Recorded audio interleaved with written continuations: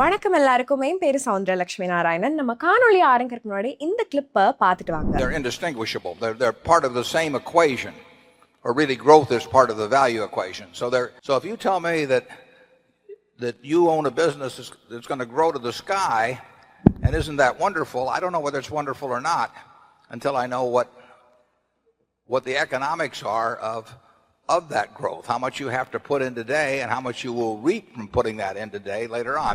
உங்களுக்கு இந்த கிளிப் பார்த்ததுல என்ன புரிஞ்சது? வாரன் பஃபெட் வந்து எதை ஹைலைட் பண்ணியிருக்காருன்னா, growth வந்து இம்பார்ட்டன்ட் பார்ட் ஆஃப் வேல்யூன்னு சொல்லியிருக்காரு. பட் growth மட்டும் வந்து இனஃபான்னு பார்த்தீங்கன்னா கிடையாது.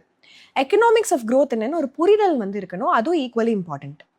நம்ம சந்தையில் இந்த எடுத்துக்காட்டை பார்க்கலாம். பேட்டா இந்தியாவில் கடந்த 3 வருடமாக 33% CAGR இருந்தாலும் growth வந்து கன்சிஸ்டண்ட்டாக இல்லை. அதனால வேல்யூவேஷன்ஸ் அந்த நிறுவனத்தினால சஸ்டெயின் பண்ண முடியல. அதே pattern whirlpool of India and டிமார்ட்லேயே நம்ம பார்த்துருக்கோம். ஃப்ளக்சுவேஷன் சேல்ஸ் அண்ட் ப்ராஃபிட் growthல நடந்திருக்கு. அதனால வேல்யூவேஷனில் டைரக்ட் இம்பாக்ட் இருந்திருக்கு. சிம்பிளாக சொல்ல போனோம்னா, மார்க்கெட் வந்து எந்த நிறுவனம்லாம் கன்சிஸ்டண்ட்டாக வளர்றாங்களோ அவங்கள தான் ரிவார்ட் பண்ணுவாங்க. அண்ட் இன்னைக்கு அந்த மாதிரி நிறுவனங்கள் பார்க்க போகிறோம். பிஸ்னஸ் வந்து இயர் ஆன் இயர் வளர்ந்துட்டே இருக்கு. பட் வேல்யூவேஷன் கரெக்டாக இருக்கு. கொஷின் வந்து ஏன் இது நடந்திருக்கு, இது ஒரு வாய்ப்பாக நம்ம பார்க்கலாமா அப்படிங்கிறது தான்.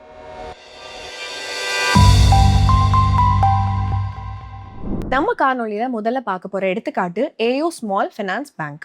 இந்த கம்பெனி வந்து ஸ்ட்ராங் க்ரோத் காட்டியிருக்காங்க. கடந்த 5 வருடமாக சேல்ஸ் 30%, ப்ராஃபிட் வந்து 26%, ஒட்டுமொத்த சராசரி வளர்ச்சி விகிதமும் வளர்ந்துருக்கு. நிறுவனத்தோட வேல்யூவேஷனும் கொஞ்சம் கூல் ஆஃப் ஆயிருக்கு. PB வந்து 3.5x ஆயிருக்கு. 5 இயர் மீடியன் ஆன் 4.5x அதுக்கும் கீழே தான் இருக்கு. பிஸ்னஸ் ரொம்பவே சிம்பிள். பேங்க் வந்து ஃபர்ஸ்ட் வந்து மணி வந்து டெபாசிட்ஸ் மூலமாக ரேஸ் பண்ணுவாங்க. அதுக்கப்புறமா பாரோவர்ஸ்க்கு லெண்ட் பண்ணுவாங்க கோர் செக்மெண்ட்ஸில். அண்ட் இன்ட்ரெஸ்ட் ஸ்ப்ரெட் மூலமாக ஏர்னிங் பண்ணுவாங்க. இது கூட சேர்ந்து அவங்க இன்கம் வந்து processing fees, other banking charges இது எல்லாத்துலேருந்தும் ஈட்டுறாங்க. Major part of the loan book வந்து வெஹிக்கிள் ஃபினான்ஸ் பண்ணுறது, எஸ்பெஷலாக கமர்ஷியல் வெஹிக்கிள், அதுக்கப்புறமா பிஸ்னஸ், அதுக்கப்புறம் அக்ரி லோன்ஸ், இப்படி தான் இருக்கு இவங்களுக்கு. இந்தியாவுடைய லார்ஜஸ்ட் ஸ்மால் ஃபினான்ஸ் பேங்காக இருக்காங்க. அசட்டோட சைஸ் பார்த்தோம்னா ஓவரால் பேங்கிங் சிஸ்டம் கூட கம்பேர் பண்ணோம்னா இந்த செக்மெண்ட் இன்னுமே ஸ்மாலாக தான் இருக்குன்னு நம்ம சொல்லலாம். AO ஸ்மால் ஃபினான்ஸ் பேங்கை நம்ம புரிஞ்சுக்கிறதுக்கு ரொம்ப ரெலவெண்ட்டாக நம்ம அதனுடைய SFB செக்மெண்ட்டை பார்க்கணும். மார்ச் 2025 படி இந்தியாவுடைய டோட்டல் பேங்கிங் சிஸ்டமோட அசெட் வந்து 312 lakh crores. SFB செக்மெண்ட்டோட மட்டும் 4 lakh crores, அதாவது 1.2 to 1.3%. இந்த ஸ்மால் செக்மெண்ட்ல மட்டுமே AU வந்து 40% மார்க்கெட் ஷேர் வந்து வச்சிருக்காங்க. அண்ட் மோஸ்ட் இம்பார்ட்டன்டான விஷயம் நம்ம என்ன பார்க்கணும்னா, ஸ்மால் ஃபைனான்ஸ் பேங்கிங் செக்மெண்ட் வந்து 18 to 20% வளரும் FY26ல அண்ட் 20 to 25% வளரும் FY27ல அப்படின்னு நம்ம வந்து பார்க்க முடியுது. இது எதை கவர் பண்ணுதுன்னா, இந்த பிஸ்னஸை கவர் பண்ணுது. இப்போ நம்பர்ஸ் பார்க்கலாம். கிளியர் ட்ரெண்ட் என்னன்னா, நெட் இன்ட்ரெஸ்ட் இன்கம் வந்து இம்ப்ரூவ் ஆகிட்டே இருக்கு கடந்த சில குவார்ட்டர்ஸா. அண்ட் காஸ்ட் ஆஃப் ஃபண்ட்ஸ் வந்து கிராஜுவலாக டிக்ளைன் ஆகிட்டே இருக்கு. அதே சமயத்தில் நான் பெர்ஃபார்மிங் அசெட்ஸ் வந்து ரெடியூஸ் ஆகிட்டே இருக்கு. அதாவது அசெட் குவாலிட்டி வந்து இம்ப்ரூவ் ஆகிட்டே இருக்கு அப்படின்னு நம்ம சொல்லலாம். Q3 FY26ல இன்கம் கொஞ்சம் ஸ்ட்ராங்காகவே இருந்திருக்கு. இன்ட்ரெஸ்ட் ஏர்ன் வந்து அதிகமாக இருக்கு. 15%, 4,727 crores. டிஸ்பைட் 14% ரேஸ் இன்ட்ரெஸ்ட் காஸ்ட்ல இருந்தாலும் நெட் இன்ட்ரெஸ்ட் இன்கம் வந்து 16% வளர்ந்துருக்கு. 2,341 crores. பேங்க் வந்து அடிஷ்னலா நியூ பிரான்ச் வந்து ஆட் பண்ணிக்காங்க, எக்ஸ்பான்ஷனுக்காக டிஜிட்டல் லெண்டிங் இனிஷியேட்டிவ் லான்ச் பண்ணிக்காங்க.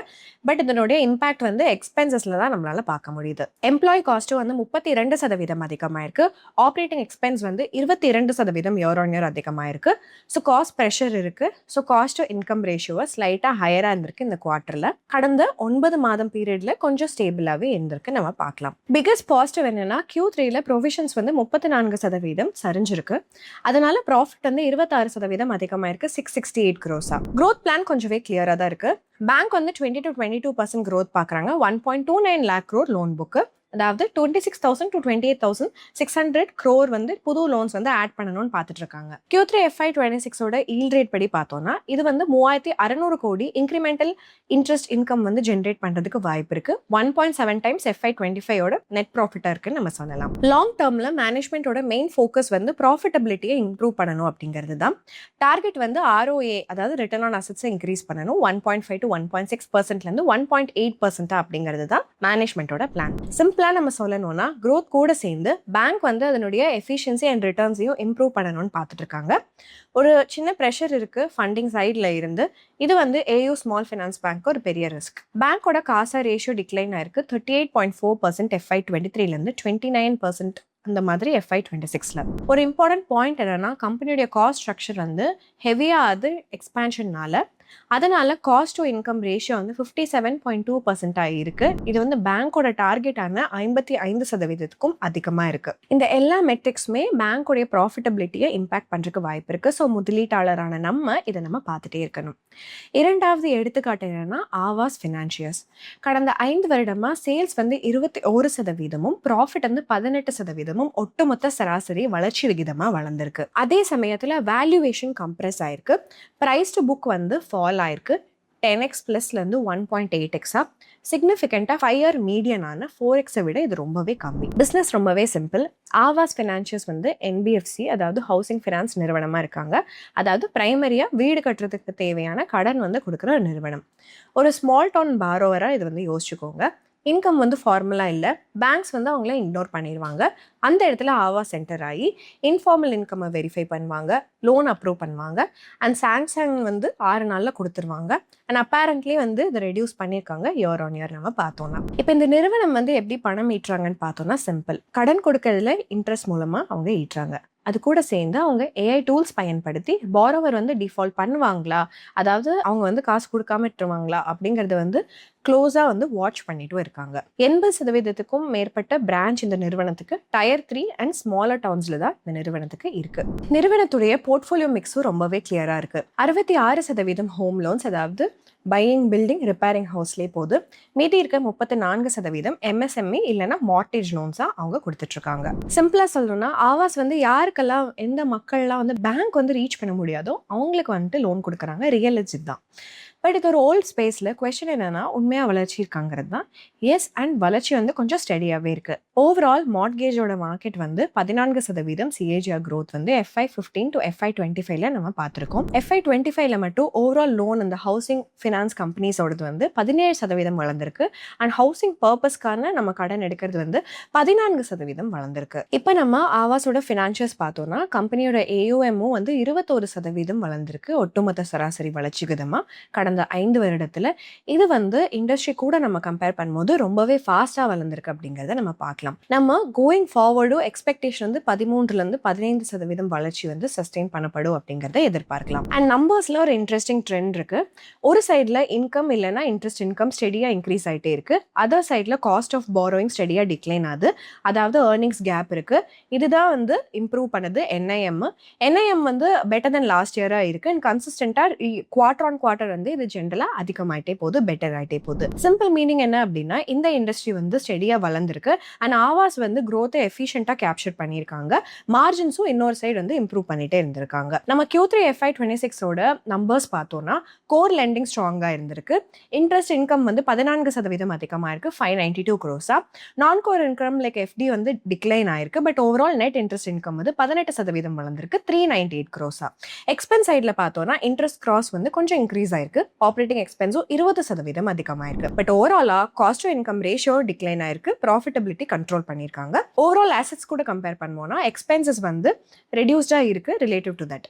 ஆஸ் அ ரிசல்ட் வந்து ப்ராஃபிட் வந்து 16% வளர்ந்துருக்கு, 170 கோடியா. ஆவாஸ் ஃபினான்ஷியஸோட வளர்ச்சி வந்து அக்ரெசிவா இருந்திருக்கு. FY27ல மேனேஜ்மெண்ட் 25% டிஸ்பர்ஸ்மெண்ட் growth வந்து அவங்க டார்கெட் பண்றாங்க. அடிஷனலா 2000 crore இன் லோன்ஸ் வந்து டார்கெட் பண்றாங்க. ஸ்கேல் அண்டர்ஸ்டாண்ட் பண்ணிக்கோங்க. ஆல்மோஸ்ட் 45% ஜம்ப், அதாவது 4430 crore டிஸ்பர்ஸ்மெண்ட் FY26ல இருந்தது. அதுல இருந்து இவ்வளோ ஜம்ப் எதிர்பார்க்கறாங்க. லாங் ஸ்டோரி ஷார்ட், மொமெண்டம்னால AUM growth FY27ல 17 to 18% ரீச் ஆகிற வாய்ப்பு இருக்கு. லாங் டேர்ம்ல விஷன் ரொம்பவே பிகர். கம்பெனி வந்து 20 to 25% AUM CAGR டார்கெட் பண்றாங்க. AUM 55,000 crore ஆயிரும் FY30ல. 2.5x அதனுடைய கரண்ட் சைஸா இருக்கு அப்படிங்கறத நம்ம பார்க்கலாம். பட் இந்த நிறுவனத்துக்கு ரிஸ்க் இருக்கு. அந்த ரிஸ்க் என்னங்கிறதையும் நம்ம தெரிஞ்சுக்கணும்.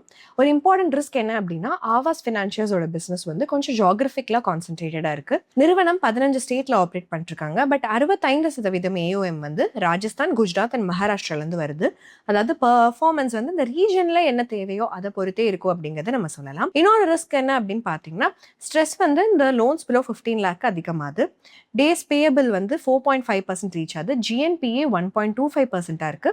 கம்பேரிட்டிவா வீக்கர் பெர்ஃபார்மன்ஸ் மீதி செக்மெண்ட்டை விட இது காட்டுது. அண்ட் நம்ம மூன்றாவதா பார்க்க போற பங்கு வந்து ஆக்சிஸ் பேங்க். கடந்த 5 வருடமா பேங்கோட சேல்ஸ் வந்து 15% CAGRலயும் ப்ராஃபிட் 72% ஒட்டுமொத்த சராசரி வளர்ச்சி விகிதமாகவும் வளர்ந்திருக்கு. ப்ராஃபிட் growth ரொம்பவே அதிகமா இருக்கு. ஃபினான்ஸோட மார்ஜின்ஸ் வந்து இம்ப்ரூவ்மெண்ட் இருக்கு அப்படிங்கறத இது காட்டுது. வேல்யூவேஷன் சைட்ல நம்ம பார்த்தோம்னா கடந்த 5 வருடத்துல பிரைஸ் டு புக் ரேஷியோ வந்து 2.1x to 2.4x, பட் கரண்டா அது பிலோ மீடியனான 2.1x, அதாவது அரௌண்ட் 1.8x ட்ரேட் ஆயிட்டு இருக்கு. பிசினஸ் மாடல் ரொம்பவே clear and diversified. Axis bank தான் இந்தியாவுடைய 3rd லார்ஜஸ்ட் பிரைவேட் செக்டர் பேங்காக இருக்காங்க. உங்கள் ஃபோக்கஸ் வெறும் ட்ரெடிஷனல் பேங்கிங்கில் மட்டும் இல்லை, பட் சப்சிடரி பிஸ்னஸான ஒன் ஆக்சிஸ் ஸ்ட்ராட்டஜி அப்படிங்கிறத அவங்க பயன்படுத்துகிறாங்க.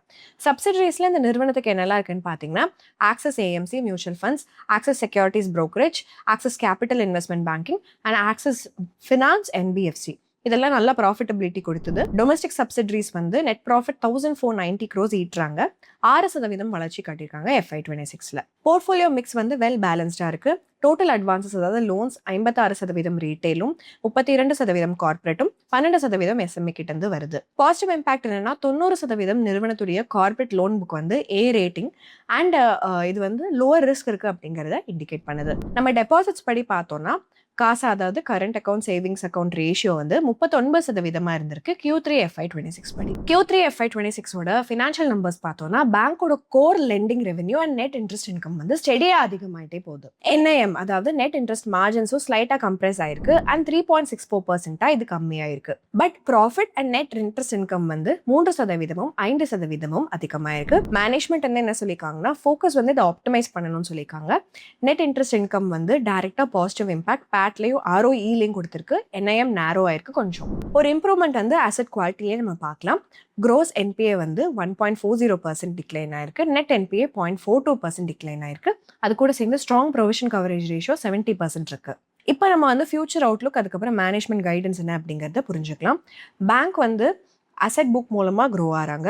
லாங் டேர்ம் பேஸ் வந்து 3% ஹையர் தேன் இண்டஸ்ட்ரி ஆவரேஜ் அப்படிங்கிறது தான் இந்த நிறுவனத்துக்கு. FY27ல அவங்க வந்து அவங்களோட ஷேர் ஆஃப் EV லோன்ஸ் அதாவது 4-wheeler அண்ட் 2-wheeler செக்மெண்ட்ல 4%, 6% அதிகம் பண்ணலாம் அப்படிங்கிற பிளான்ல இருக்காங்க. இப்போ வந்து என்ன ரிஸ்க் இருக்கு, என்ன ஹெட்விண்ட் இருக்குன்னு புரிஞ்சுக்கலாம். ஸ்ட்ரெஸ் அண்ட் டிஃபால்ட் வந்து ரீட்டைல் அன்செக்யூர்ட் லோன்ஸ்ல அதிகமாகுது, அதாவது பர்சனல் லோன்ஸ் அண்ட் கிரெடிட் கார்டில். இதனால பேங்கோட கிராஸ் NPA வந்து இன்க்ரீஸ் ஆயிருக்கு 1.28% அண்ட் 1.46% H1 FY26ல. ஸோ கிரெடிட் காஸ்ட் வந்து ரைஸ் ஆயிட்டு இருக்கு, அந்த ரிஸ்க் இருக்கு அப்படிங்கறத அது காட்டுது. நம்ம காணொலியை முழுசா பார்த்துட்டோம். கமெண்ட் செக்ஷன்ல எதை நீங்க பிக் பண்ணுவீங்க அப்படிங்கறத சொல்லிருங்க. அண்ட் குயிக் ரிமைண்டர், இது அனாலிசிஸ் மட்டும்தான், ரெக்கமெண்டேஷன் கிடையாது. பை ஆர் செல் ரெக்கமெண்டேஷன் நாங்க பண்றது கிடையாது. உங்களோட ஓன் ரிசர்ச் பண்ணிட்டு அதுக்கப்புறம் உங்களோட முதலீடு முடிவுகளை எடுத்துக்கோங்க. இன்னும் ஒரு அருமையான காணொலியில நம்ம எல்லாரும் சந்திக்கலாம். அது வரைக்கும் நன்றி, வணக்கம்.